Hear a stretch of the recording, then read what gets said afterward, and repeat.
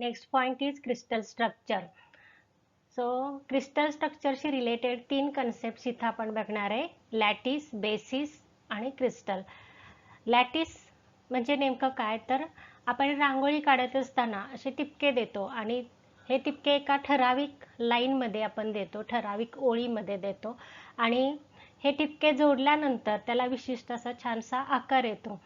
तर लॅटिस म्हणजे हे टिपके जे देतो हे लॅटिस आहे, म्हणजे geometrical arrangement of points in 3 dimensional periodic array. फक्त रांगोळी ही 2 डायमेन्शनल असते आणि इथं असणारे जे लॅटिस पॉइंट्स आहेत हे 3 डायमेन्शनल असतात. Second point is basis. Basis means constituent particles attached to the lattice point is known as a basis. And crystal structure. So crystal structure obtained by attaching bases to each of the lattice point. म्हणजे इथं आपण बघितलं डायग्राममध्ये, तर हे जे points आपण एका ठराविक लाईनमध्ये ठराविक पॅटर्नमध्ये अरेंज केलेले आहेत हे लॅटिस आहे आणि हे जे मॉलिक्युल्स आहेत, कॉन्स्टिट्युएंट पार्टिकल आहे, हा या लॅटिस पॉइंटला अटॅच आहे, याला बेसिस म्हटलं जातं. असे हे लॅटिस पॉइंट्स आणि त्याला अटॅच असणारे बेसिस मिळून क्रिस्टल तयार होतो आणि हे लॅटिस पॉइंट जोडल्यानंतर त्याला एक ठराविक असा डेफिनाइट जॉमेट्रिकल शेप येतो आणि क्रिस्टल स्ट्रक्चर तयार होतं. क्रिस्टल स्ट्रक्चर जे आहे, या क्रिस्टल्स मध्ये अनेक छोटे छोटे युनिट असतात, जे अनेक छोटी छोटी युनिट्स आहेत, ही रिपीटिंग युनिट्स आहेत आणि याच्यापासून मोठा क्रिस्टल तयार होतो, मॅक्रोस्कोपिक क्रिस्टल तयार होतो. म्हणजे आपण जर सॉल्टचं घेतलं, सोडियम क्लोराईड, त्याचं जे क्रिस्टल आहे हा क्युबिक आहे. आपल्याला मिठाचा खडा मोठा क्रिस्टल घेतला आपण तर हा क्युबिक दिसतो, पण त्याच्यातला लहानात लहान आपण क्रिस्टल घेतला तर त्याचा शेप सुद्धा क्युबिकच असतो. The smallest repeating structure unit of crystalline solid is called as a unit cell. Unit cell म्हणजे काय, तर smallest repeating structural unit of crystalline solid. आता ह्या युनिट सेलचा जो शेप आहे तोच कोणाचा असतो, मॅक्रोस्कोपिक क्रिस्टल्स असतो.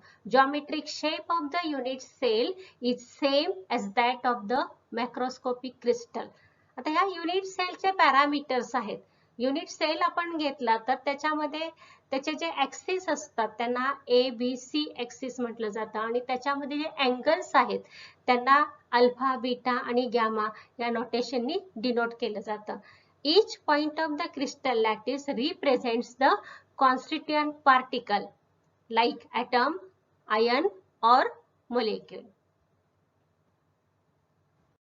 So observe this unit cell. In this unit cell, these are axes A, B and C axis, and angle between them is alpha, beta and gamma. So these are parameters of the unit cell. Next point is types of unit cell. There are 4 types of unit cells. One is simple or primitive unit cell. Second is body centered unit cell. Third is face centered unit cell. And fourth is base centered unit cell. So in first point, simple or primitive unit cell, constituent particles are present at corners only. In case of body centered unit cell, the name indicates that particle may be present in the center of body.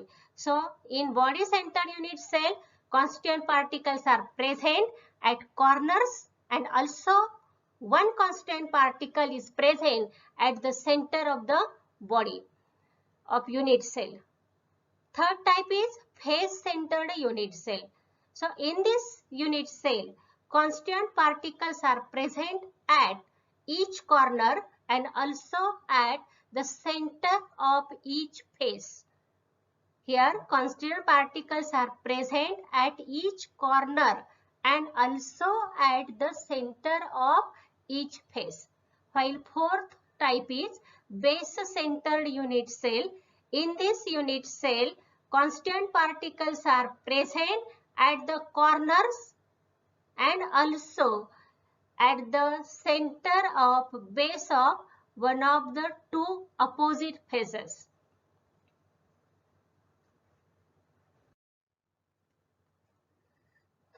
Crystal systems ज्या आहेत या crystal systems मध्ये हे जे lattice points आहेत हे lattice points जोडल्यानंतर आपल्याला वेगवेगळे जॉमेट्रिक शेप्स मिळतात.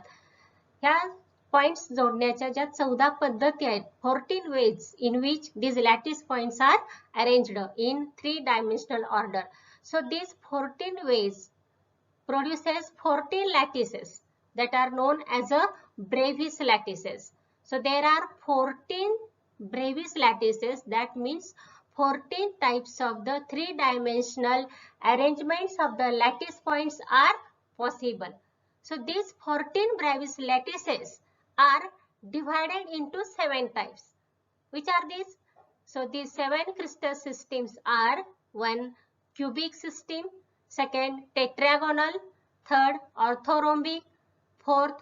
Rhombohedral, 5th. Monoclinic, 6th. Triclinic, and 7th. Hexagonal.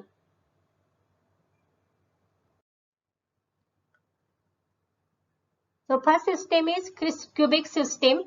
In cubic system there are 3 ways of arrangement. One is simple or primitive cubic system, second is body centered, and third is face centered. So you observe here, this is first, that is simple, in which 4 and this 4, that means 8 particles are present at 8 corners of the unit cell. Here second point is body centered system, in which particles are present at corners and also one particle is present at the center of the body of unit cell. Third is face centered unit cell. In this cubic system, particles are present at corners and also they are present at the center of each face.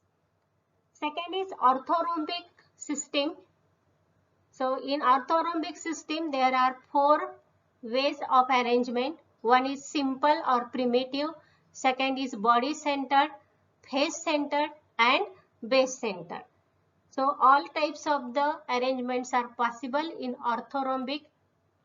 Next, tetrahedral system, in which there are 2 ways. One is simple or primitive and second is tetragonal. Fourth system is monoclinic. Monoclinic मध्ये काय तर 2 टाइपचे arrangements possible आहेत. एक आहे simple किंवा primitive sale आणि दुसरा आहे बेस सेंटर्ड. इथं बेस सेंटर्ड लक्षात येईल तुमच्या की कॉर्नर्सला आहेत, त्याचबरोबर सेंटर ऑफ द बेसला काय कॉन्स्टिट्युएंट पार्टिकल्स आहेत, त्याला म्हटलं जातं base centred unit cell. Rhombohedral जे स्ट्रक्चर आहे यामध्ये फक्त simple type of the unit cell असतो. ट्रायक्लिनिक मध्ये पण फक्त simple type of the unit sale असेल, तर हेक्सागोनल सिस्टीम मध्ये सुद्धा simple type of the unit cell असतो. अशा पद्धतीने इथं आपण 7 प्रकारच्या क्रिस्टल सिस्टीम्स बघितल्या आणि ह्या 7 क्रिस्टल सिस्टीम्स मध्ये टोटली 14 टाइपच्या अरेंजमेंट्स पॉसिबल आहेत आणि ह्या 14 टाइपच्या अरेंजमेंट्स आहेत त्यांना काय म्हटलं जातं, ब्रेव्हिस लॅटिसेस.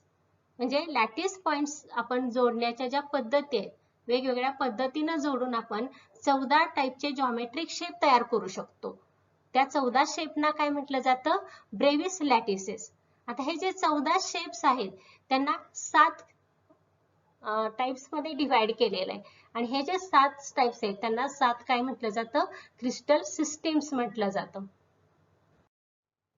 जरी आपल्याला 7 सिस्टीम्स असल्या तरी सुद्धा आपल्याला फक्त इथं क्यूबिक सिस्टीमचा डीप मध्ये अभ्यास आहे.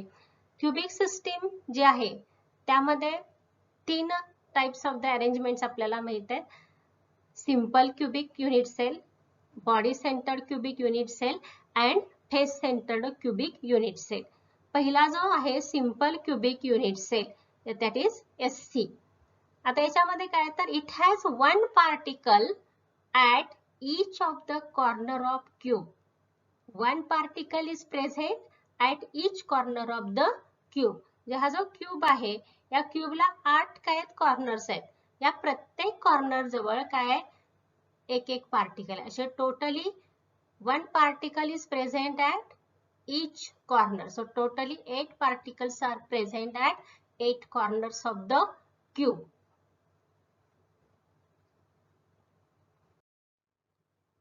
Next is body centered unit cell. Body centered unit cell मध्ये particles are present at 8 corners of the cube and also 1 particle is present at the center of the body. इथं 8 particles आपल्याला 8 कॉर्नर्सला दिसतील आणि याच्या सेंटरला बरोबर काय एक पार्टिकल आहे. हा इथं सेंटरला एक पार्टिकल आणि प्रत्येक कॉर्नरला काय असतो एक एक पार्टिकल असतो. असे totally 8 particles are present at 8 corners and 1 particle is present at the center of the body. This is known as body centered cubic unit cell किंवा BCC.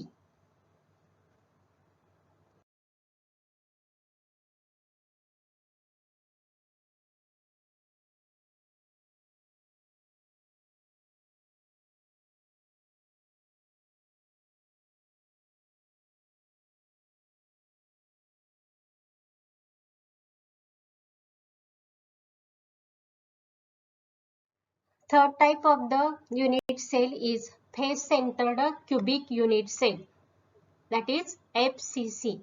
So in FCC, 8 particles are present at 8 corners of the cubic unit cell and 1 particle is present at the center of each of the 6 faces.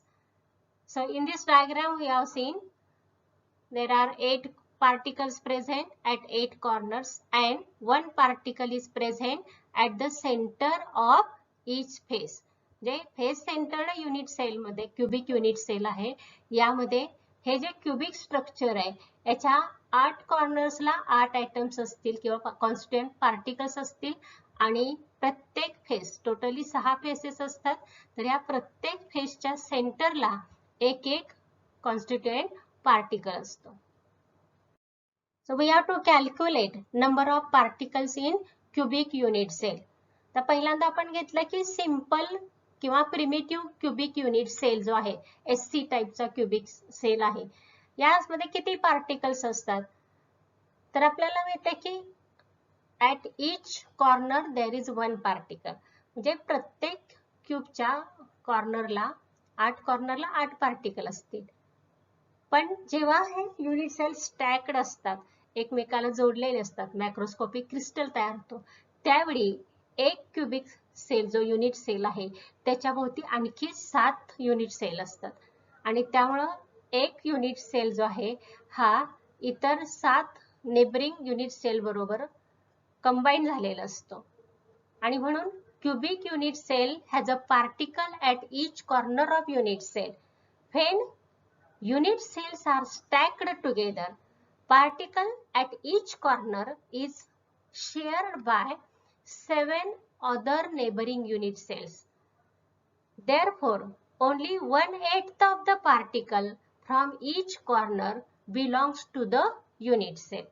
जे एक जो item आहे एक molecule असेल किंवा ion असेल तर हा 8 मध्ये 7 शेजारी आणि मेन युनिट सेल अशा ह्या 8 जणांमध्ये हा डिवाइड झालेला असतो आणि त्यामुळे एका युनिट सेलच्या मालकीचा किती असेल तर फक्त 1/8 पार्टिकल असेल आणि त्यामुळे प्रत्येक कॉर्नरला जरी एक पार्टिकल असला तरी तो इतर 7 नेबर्स बरोबर त्यात कॉन्ट्रीब्यूट झालेला असतो आणि त्यामुळे फक्त 1/8 part of the particle belongs to the unit sale.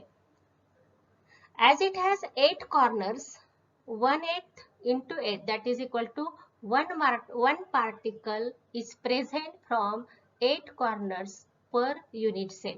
8 corners मिळून 1/8 into 8 बरोबर किती येणार 1 येणार. म्हणजे टोटली 8 कॉर्नर्सचे पार्टिकल्स जर बघितले आपण तर सगळ्यांचं कॉन्ट्रीब्युशन किती असेल फक्त 1 पार्टिकलच असेल. म्हणजेच प्रिमिटिव्ह युनिट सेल मध्ये किंवा SC टाइपचा जो युनिट सेल आहे त्यामध्ये नंबर ऑफ पार्टिकल्स किती असतील फक्त 1 असतो. आता बॉडी सेंटर्ड युनिट सेल जो आहे या बॉडी सेंटर्ड युनिट सेल मध्ये जर आपण बघितलं तर जसा सिंपल क्युबिक युनिट सेल मध्ये कॉर्नरचा जो पार्टिकल आहे हा काय तर 1/8 पार्टिकल फक्त कॉन्ट्रीब्यूट करतो. म्हणजेच 8 कॉर्नर्सचे जे पार्टिकल्स आहेत मिळून काय करतील एक पार्टिकल कॉन्ट्रीब्यूट करतील. पण त्याच्याबरोबरच बॉडी सेंटर मध्ये 1 पार्टिकल हा सेंटरला असतो आणि त्यामुळे सेंटरचा 1 पार्टिकल आणि 8 कॉर्नरच्या पार्टिकलनी मिळून कॉन्ट्रीब्यूट केलेला एक पार्टिकल असे टोटल किती पार्टिकल्स असतात 2 पार्टिकल्स पर युनिट सेल असतात. So 1/8 particle present at each corner of unit cell. Number of particle at 8 corners is equal to 1/8 into 8, that is equal to 1 particle. Hence 1 particle is present at center of the body. Therefore total number of particle is 1 plus 1, that is equal to 2 per unit cell. म्हणजेच body centre cubic unit cell मध्ये number of particles किती असतात 2. आता face centred unit sale असेल तर face centred unit cell मध्ये 8 कॉर्नरला 8 particles असतात. तसेच प्रत्येक फेसच्या सेंटरला एक पार्टिकल असतो. आता आपल्याला माहित आहे की 8 कॉर्नर पासून किती कॉन्ट्रीब्युशन असणार आहे तर 1/8 into 8, दॅट इज 1 पार्टिकल. म्हणजे तिन्ही ठिकाणी समान असेल. फक्त एक्स्ट्रा काय आहे तर प्रत्येक पार्टिकलचा जो 1 पार्टिकल जो आहे हा सेंटर ऑफ दी फेसला आहे आणि एक फेस हा दुसऱ्या एकाच क्युबिक युनिट सेलशी काय झालेला असतो कॉन्ट्रीब्यूट झालेला असतो आणि त्यामुळे 6 फेसेसचे पार्टिकल्स आहेत.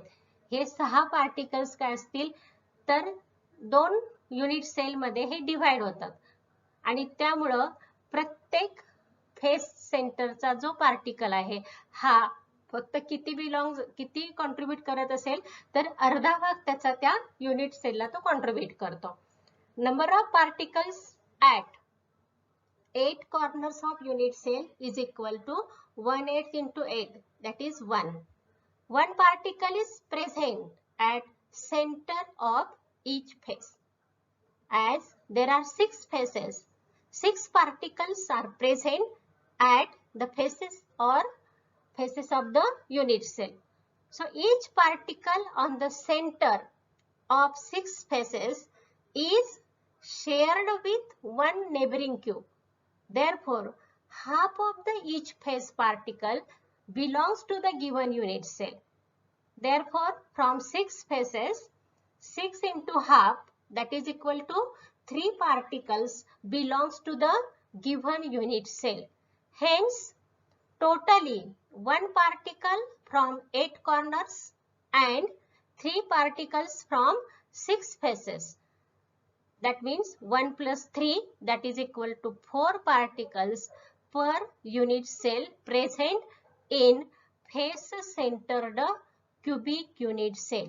म्हणजे FCC स्ट्रक्चर मध्ये टोटली नंबर ऑफ पार्टिकल्स 4 असतील. त्यापैकी एक पार्टिकल हा 8 कॉर्नर्स पासून असेल तर 3 पार्टिकल हे 6 फेसेस पासून आलेले असतील. Next point is relationship between molar mass density of substance and unit cell edge length. जर इथं A is equal to edge length of the unit sale असेल तर व्हॉल्यूम ऑफ युनिट सेल बरोबर काय असेल A क्यूब असेल.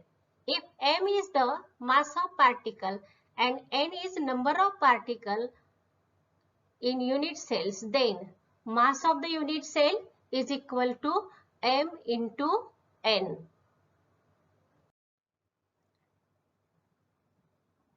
Density of unit cell rho is equal to mass of unit cell divided by volume of unit cell. So that is equal to m into n divided by A cube. Molar mass of substance is equal to mass of one particle into number of particles per mole. So number of particles per mole is Avogadro's number. That means 6.022 into 10 raised to 23. Therefore, molar mass m is equal to mass of one particle into Avogadro's number.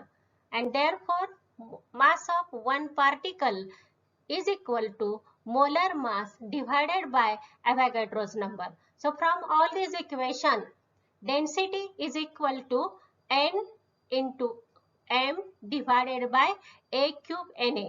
That means density is equal to number of particles into molar mass divided by volume into Avogadro's number.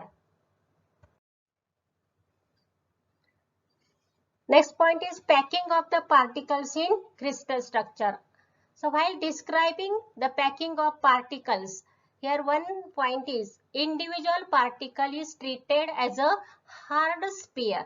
इथं जे गोल दाखवलेले आहेत solid, हे solid गोल जे आहेत hard Spears जे आहेत, that indicates the constituent particles. It may be atom, ion or molecule. Second term related to this is coordination number. Coordination number म्हणजे काय, तर number of neighbouring spheres that touch any given sphere. म्हणजे एखादा sphere जो आहे तो direct इतर किती स्पियरना कॉन्टॅक्ट मध्ये, किती स्पियरना टच करतो, तो जो नंबर असतो त्याला कोऑर्डिनेशन नंबर म्हटलं जातं. कोऑर्डिनेशन नंबर जेवढा जास्त असेल तेवढे ते स्पियर्स एकमेकाला क्लोज असतात, तेवढी त्यांची अरेंजमेंट कॉम्पॅक्ट असते, म्हणजेच त्यामध्ये असणारी रिकामी जागा, एम्प्टी स्पेस, ज्याला व्हाईट म्हटलं जातं, व्हाईट स्पेस, ही काय असेल, कमी असते. सो कोऑर्डिनेशन नंबर म्हणजे काय, तर number of neighbouring spheres that touches to the given sphere. So these close packed structures are studied in under 3 points. First is close packing in one dimension. तर one dimension मध्ये फक्त आपण हे Spears एकमेकाला arrange केले, जोडले आणि एक लांबच्या लांब असे एका लाईन मध्ये जोडले आपण, तर त्याला वन डायमेन्शनल अरेंजमेंट म्हटलं जातं. It results by arranging spheres to each other in a row. आता ह्या रो मध्ये एक जो स्पियर आहे हा इतर दोन स्पियर्सना कॉन्टॅक्ट मध्ये असतो, म्हणजेच वन डायमेन्शनल अरेंजमेंट मध्ये कोऑर्डिनेशन नंबर किती असणार आहे, 2 असणार आहे. दुसरा जो पॉइंट आहे की two dimensional close packing. Two dimensional close packing it results by stacking the row together such that they are in contact with each other. So there are 2 ways to obtain the close packing in two dimension. जे one dimension मध्ये जे आपण एका शेजारी एक जोडून Spears तयार केले, ही जी लाईन आहे ह्या पुन्हा एकमेकावरती ठेवून त्यांचा सेकंड म्हणजे टू डायमेन्शनल स्ट्रक्चर तयार होतं. तर टू डायमेन्शनल क्लोज पॅकिंगच्या 2 पद्धती आहेत. त्यामध्ये पहिली पद्धत जी आहे ही आहे स्क्वेअर क्लोज पॅकिंग, SCP. आता SCP टाइपची जी अरेंजमेंट आहे यामध्ये one dimensional row of close packed spheres are stacked over each other. That spheres align vertically and horizontally. If first row is A type, second row is also A type, third row is also A type, hence this is AA type arrangement. म्हणजे हे जे structure आहे यामध्ये जे arrangement आहे यामध्ये one dimensional एक row असेल तर बरोबर एका रोच्या वरतीच दुसरी रो त्याला जोडली जाते, दुसऱ्या रोच्या शेजारी लगेच तिसरी रो, आणि एकमेकाला हे टच केले जातात. म्हणजे सेम एकाचा कॉन्स्टिट्यूएंट पार्टिकल आहे, बरोबर त्याच्यावर दुसऱ्या लाईनचा कॉन्स्टिट्यूएंट पार्टिकल, बरोबर त्याच्यावर तिसऱ्या लाईनचा कॉन्स्टिट्यूएंट पार्टिकल आहे, आणि त्यामुळे ह्या तिन्ही लाईनची अरेंजमेंट कशी असणार आहे, समान असणार आहे. म्हणून याला काय म्हटलं जातं, AA टाइप अरेंजमेंट म्हटलं जातं. आता ह्या अरेंजमेंट मध्ये जर आपण बघितलं तर एक जो स्पियर आहे हा इतर 4 शेजारच्या स्पियर्सना कॉन्टॅक्ट मध्ये असतो आणि म्हणून याचा कोऑर्डिनेशन नंबर 4 असतो. Every sphere touches to 4 neighbouring other spheres, hence coordination number is 4. A square is obtained by joining the center of these 4 closest neighbors. So it is called square close packing in 2 dimension. In this diagram, this is first layer. On this first layer, the second layer is stacked on it. This is third layer stacked on it. So one particle, one row is exactly on the above. So म्हणजे their arrangements are, they are aligned vertically as well as horizontally. So each pair that touches to the 4 other pairs, so its coordination number is 4. So when we join the corners of this pair, it has square like structure. So it is called as a square close packed arrangement. Second is HCP, that means hexagonal close packing. Hexagonal close packing, in this arrangement, this is one directional. आता हे जे one directional आपण घेतलेलं आहे, ही one row आहे, त्याच्यावरती दुसरी row arrange करत असताना याचं जे स्टॅकिंग बघितलं तुम्ही, अरेंजमेंट बघितली, तर इथं बरोबर एकावरती दुसरं आहे एससीपी मध्ये. तर एचसीपी मध्ये जी पहिली लाईन आहे त्याच्या ज्या खाचा होत्या, ग्रूव्ज होत्या, या ग्रूव्ज मध्ये दुसऱ्या लाईन्सच्या जे स्पियर्स आहेत हे त्यामध्ये बसवलेले आहेत. म्हणजेच ही जी अरेंजमेंट आहे वेगळी आहे. तिसरी लाईन बघितली आपण, तर तिसऱ्या लाईनची अरेंजमेंट सेम पहिल्या लाईन सारखी आहे. दुसरी लाईन बघितली आपण, तर दुसऱ्या लाईनची अरेंजमेंट सेम चौथ्या सारखी आहे. म्हणजे पहिली आणि तिसरी समान आहे, दुसरी आणि चौथी समान आहे. समजा आपण पहिली जी अरेंजमेंट आहे त्याला ए लेयर म्हटलं आणि दुसरी आहे त्याला बी म्हटलं, तर ही जी अरेंजमेंट आहे ही ए बी टाईपची अरेंजमेंट असते. इथं आपण बघितलं तर जी स्पेस आहे, व्हाईट स्पेस जास्त आहे, रिकामी जागा आपल्याला जास्त दिसते आणि हे स्क्वेअर शेपड दिसतात. तर इथं आपण बघितलं तर ह्या व्हाईट स्पेस कमी आहेत आणि त्यांचा शेप कसा आहे, ट्रँग्युलर आहे. आता हे जे ट्रँग्युलर स्पेस आहेत आणि शेप आहे आणि यांची दिशा बघितली आपण, तर हे खालच्या बाजूला आणि वरच्या बाजूला असे pointing towards upward direction and downward direction, अशा ट्रँग्युलर व्हाईट स्पेसेस असतात. जर आपण इथं बघितलं तर in HCP each sphere is in contact with 6 other spheres. हा इतर 6 स्पियर्स न जोडलेला असतो आणि त्यामुळे याचा कोऑर्डिनेशन नंबर किती आहे, 6 आहे. जर आपण याचे सेंटर्स जोडले 6 स्पियर्सचे, नेबरिंग स्पियर्सचे, तर याचा हेक्झॅगॉन तयार होतो आणि म्हणून ही जी अरेंजमेंट आहे याला हेक्झॅगोनल क्लोज पॅकिंग असं म्हटलं जातं. Hexagonal close packing, that is HCP. So in this system, one dimensional row A type shows depression between the neighboring spheres. Second row is arranged in such a way that its spheres fit in the depression of the first row. Staggered arrangement is formed. It is B type arrangement. Again, third row is A type. It is placed in staggered manner in contact with second row. Similarly, spheres in the second row align with the spheres of fourth row, that is B type. Thus, this arrangement of sphere is AB type. In HCP, each sphere touches to the 6 neighboring sphere.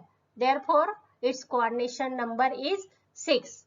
A regular hexagon is obtained by joining the centers of 6 closest spheres. Therefore, it is called hexagonal close packing in 2 dimensions.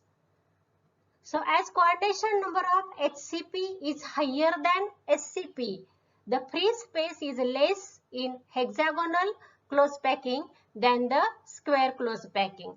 This free space is known as a void, and these voids are triangular and apexes of the triangular voids in alternative rows pointing up. Close packing in 3 dimensions. So stacking of the 2-dimensional layer gives rise to 3-dimensional crystal structure. आता 2 dimensional मध्ये आपण बघितलं की 2 टाइपचे arrangements आहेत. तसं ह्या 2 dimensional अरेंजमेंटच्या ज्या आहेत ह्याच आपण पुन्हा स्टॅक केल्या की त्याच्यापासून 3 डायमेन्शनल स्ट्रक्चर तयार होतं. आता याचे सुद्धा 2 पद्धती आहेत. पहिली जी पद्धत आहे त्यामध्ये stacking of SCP, that means square close packed layers.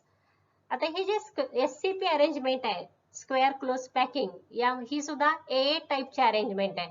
Second layer is placed above first layer such as to have its sphere exactly above those of the first layer.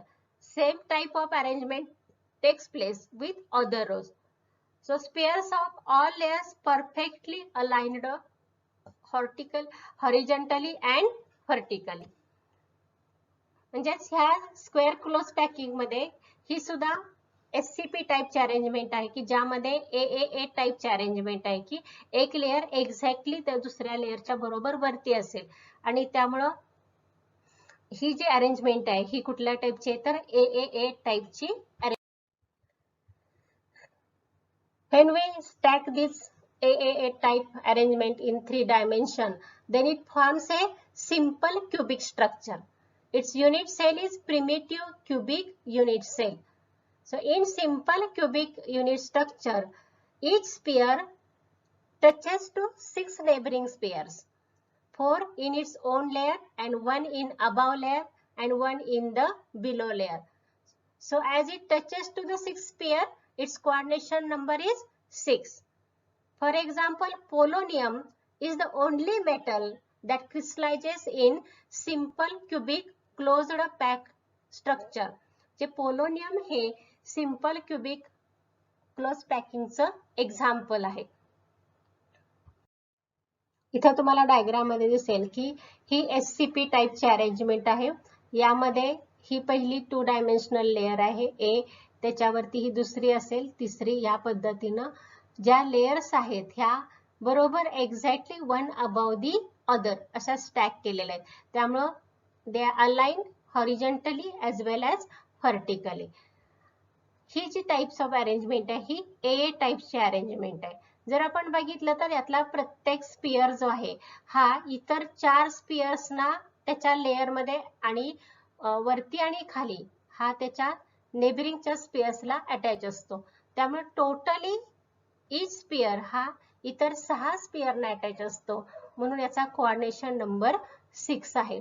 He G arrangement आहे square close packed arrangement आहे आणि त्यामुळे इथं जे structure आपल्याला मिळतं हे unit sale हा सिंपल क्युबिक युनिट सेल आहे. In hexagonal close packing, spheres of second layer B are placed in the depressions of the first layer, that is A layer. So these 2 layers are aligned differently. जे ह्या ठिकाणी second layer जी आहे ही A च्या depressions मध्ये, A लेअरच्या ज्या depressions असतात त्यामध्ये बसवलेली असते आणि त्यामुळे ज्या ट्रायंग्युलर व्हॉइड्स आहेत, all triangular voids are not covered by the spheres of the second layer. So triangular voids that cover by spheres of the second layer generate tetrahedral void. आणि इथं tetrahedral voids तयार होतात. सुरुवातीला ज्या HCP structure आहे 2 dimensional यामधल्या ज्या voids असतात ह्या कशा असतात तर ट्रायंग्युलर असतात. पण जेव्हा 3 डायमेन्शनल त्या स्ट्रक्चर तयार होतं त्यावेळी पुन्हाच्या ज्या लेयर्स आहेत ह्या त्याच्यावरती आल्यामुळे AB टाइपची अरेंजमेंट आहे आणि त्यामुळे ज्या ठिकाणी स्पियर्स हे या व्हॉइड्स वरती येतात ट्रायंग्युलर व्हॉइड्स वरती, त्या ह्या व्हॉइड्सचं कन्वर्जन कशामध्ये होतं टेट्राहेड्रल व्हॉइड्स तयार होतात. पण सगळ्याच टेट्राहेड्रल व्हॉइड्स ट्रायंग्युलर व्हॉइड्स इथं क्लोज होत नाहीत. त्यामुळे फर्स्ट लेयर्स मधल्या काही व्हॉइड्स ज्या अनकव्हर्ड असतात त्या that are exactly remains above the second layer. म्हणजे बरोबर when these 2 triangular voids overlap form octahedral voids which is surrounded by 6 spheres. इथं जर आपण बघितलं डायग्राम मध्ये तर हे 2 डायमेन्शनल ज्या लेयर्स होत्या त्याच्यावरती पुन्हा अरेंजमेंट झाली दुसऱ्या 2 डायमेन्शनल लेयरच्या आणि त्यामुळे हे 3 डायमेन्शनल स्ट्रक्चर तयार झालं. जेव्हा हे त्याच्या ग्रूव्ज मध्ये सेकंड लेयर बसेल तेव्हा ही अरेंजमेंट जी आहे ही AB टाइपची अरेंजमेंट आहे आणि यामध्ये ज्या व्हॉइड्स आहेत ट्रायंग्युलर व्हॉइड्स होत्या त्याच्यामध्ये हे स्पियर्स आल्यामुळं ह्या ज्या व्हॉइड्स आहेत त्याचं कन्वर्जन हे ऑक्टाहेड्रल व्हॉइड्स मध्ये होतं.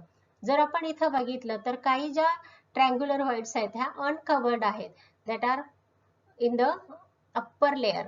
सेकंड लेअर जे आहे या सेकंड लेअर मध्ये आपल्याला इथं दिसतील ह्या व्हॉइड्स दिसतात ज्या अनऑक्युपाइड आहेत, अनकव्हर्ड आहेत. आता हे जे डायग्राम आपण बघतोय यामध्ये दिसतंय तर इथं एक स्पियर हा इतर 6 स्पियरच्या कॉन्टॅक्ट मध्ये आहे आणि म्हणून याचा कोऑर्डिनेशन नंबर 6 आहे. Next is placing 3 tired hexagonal close packed layers. आता HCP लेयर आहे पण हे 3 टायर्ड आहे म्हणजे 3 पद्धतीनं 3 लेयर्स वेगवेगळ्या इथं अरेंज केलेले असतात. आता इथं फर्स्ट वे आहे align spheres of third layer with spheres of the first layer. जे तिसऱ्या लेयरचे जे स्पियर्स आहेत हे फर्स्ट लेयरच्या स्पियर बरोबर अलाइन केलेले असतात. ही जी अरेंजमेंट आहे त्याला AB टाइप अरेंजमेंट म्हटलं जातं. So this results in hexagonal close packed structure that is HCP. जे AB टाइपचे अरेंजमेंट होऊन 3 टायर स्ट्रक्चर तयार होतं HCP पासून, that is hexagonal close packed structure.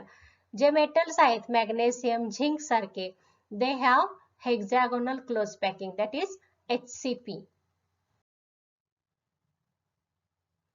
इथं आपल्याला डायग्राम मध्ये A टाइप आणि B टाइप इथं दिसेल.